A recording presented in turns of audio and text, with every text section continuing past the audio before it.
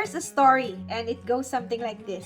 There's this master, and one day the master had to go on a journey. And so he called his servants and entrusted his wealth to them. So to one servant he gave 5 bags of gold, to another 2 bags, and to another 1 bag, each according to his ability. Then the master left and went on his journey. So this servant who had received 5 bags of gold went at once and put his money to work and gained 5 more bags.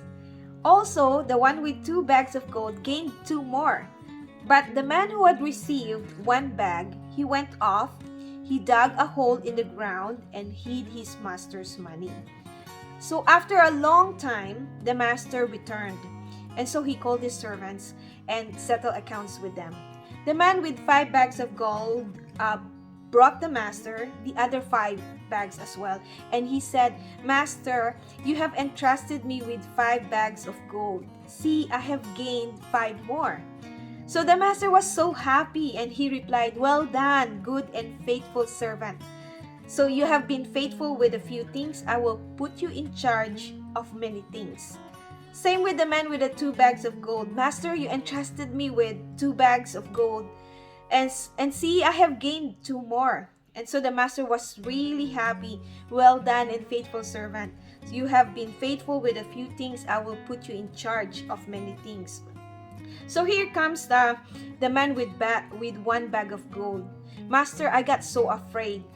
I knew you are a hard man," he said. "You harvest when you have not sown, and you gather where you have not scattered seed. So I hid your gold. I got so afraid, I hid your gold in the ground. And here it is. Here is what belongs to you." Of course, the master was not happy with that. He actually got angry. So he said, "You should have at least put my money on deposit with the bank so that when I return, I would have received it back with interest."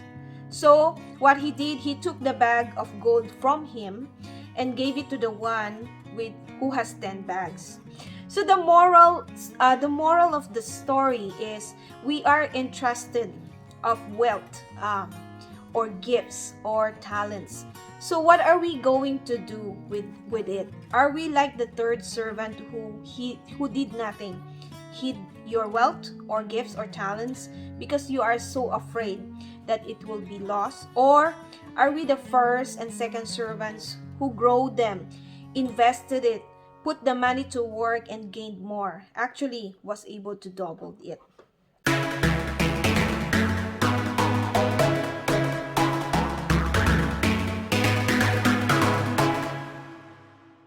So our tips for today is about investing, growing, putting your resources to work.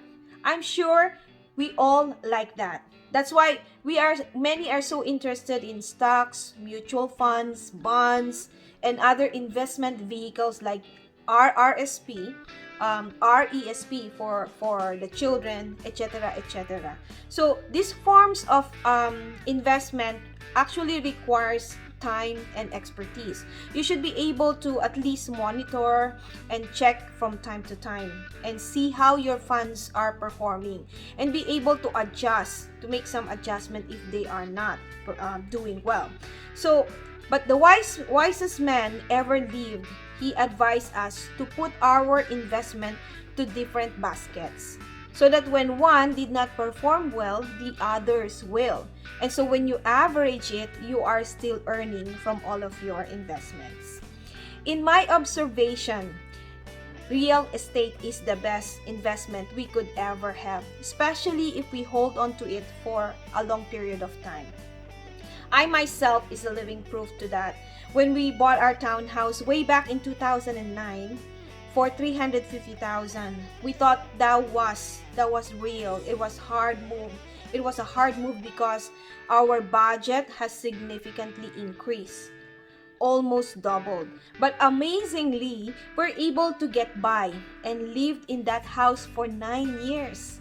And so after 9 years, we sold it for 620,000 when the market is so hot. That was in 2018.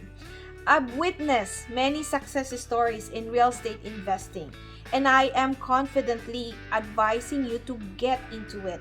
Get into the real estate market. Get your share in the piece of land of this beautiful British Columbia. Many foreign buyers are getting their piece of land because they know it is a good investment. So why not you? You are residing here. So the question of the many, especially the first-time home buyers, is actually how.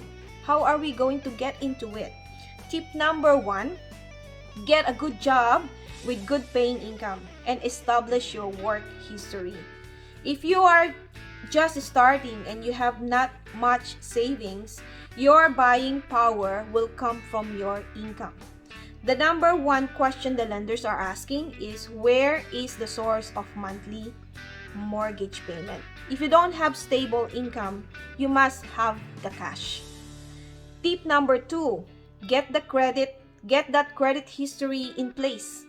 You should have it. This is like your DNA or your identity in the borrowing world. The lender will not lend you money if they don't have any basis on how you manage your little credits. Like your credit cards, your line of credit, student loan, car loan, etc. I'm not saying you get that much loan. You just need to show them that you can manage your loans, no matter how little it is. I use my credit card to purchase my groceries, and by the due date, I am paying it in full. So I am establishing a good credit history. So you need to show them that you don't miss a payment. You show them how diligent you are in paying your loans. Tip number 3, save for down payment. I've always recommend to have a separate bank account for it and consistently put some money there. Every time you pay your pay. Up to how much, it's all up to you. You can put 5% of your income, 10% of your income, or 200 per payday. It is all up to you. Well, parents play a big role in order for their millennial kids to be able to buy real estate. Either they help them with the down payment or they co-sign with them so they can qualify. It is an in thing now that parents and kids join forces to be able to buy either a bigger house or a second house. So there is still a way. Do not lose hope, our dear millennials. So if you want to check where you are at right now when it comes to your buying power, we do mortgage pre-approval for free. Check my website below and just input your details that is required, and we will send you a mortgage assessment. If you want a more personal approach, you can always send me an email and we can start the process with you. Well, that's it for today. Thank you for watching. I hope you learned from these tips, or at least it gives you a different perspective. Never stop improving, never stop changing for a better version of yourself. So until next week on Charen's Weekly Tips. Bye for now!